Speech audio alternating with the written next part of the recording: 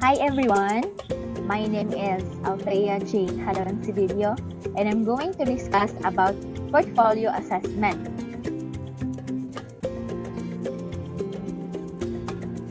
Before I will start my discussion, please like and subscribe to this channel. I will give you a quick introduction about portfolio. So portfolios were popular in the 1990s, but their use decreased. Portfolio also concerns about reliability. Portfolio is growing importance of a large-scale accountability test, and they are making a comeback. It is exciting and engaging digital possibilities. Portfolio also increased scrutiny on basing teacher evaluation on students' academic progress. So what are portfolios? Portfolios are prominently used in art, architecture, modeling, photography, and journalism. They document proficiency, skill, style, and talent with examples of actual work. In education, a portfolio is a purposeful, systematic process of collecting and evaluating student formative and/or summative assessments to document progress toward the attainment of learning targets. Portfolios are also limited, meaningful collections of work. This includes the guidelines for the selection of contents, criteria for scoring, and student self-reflection.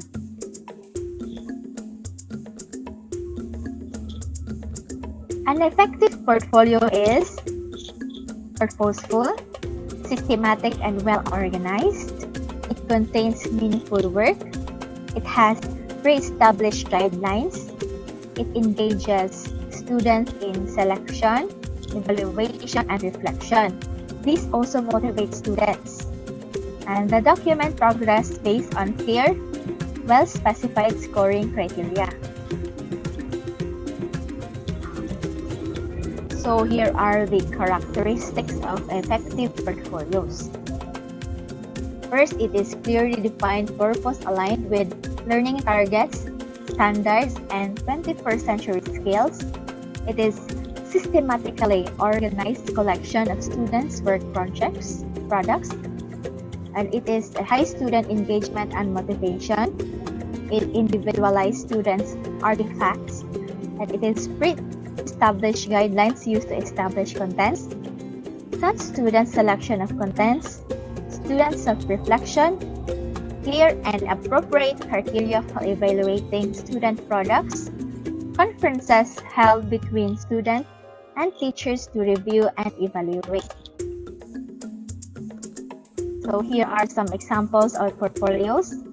In the secondary history portfolio, it contains quizzes and chapter tests, annotated bibliography of sources describing the Revolutionary War, research report on the contributions of a major figure in the Revolutionary War, map of Revolutionary War battles and movement troops, video reenactment of historical events, essay indicating that what lessons were learned in the Revolutionary War that may have the relevance today, a multimedia presentation on a selected significant event of the Revolutionary War, and journal entries from a trip to Williamsburg, PA.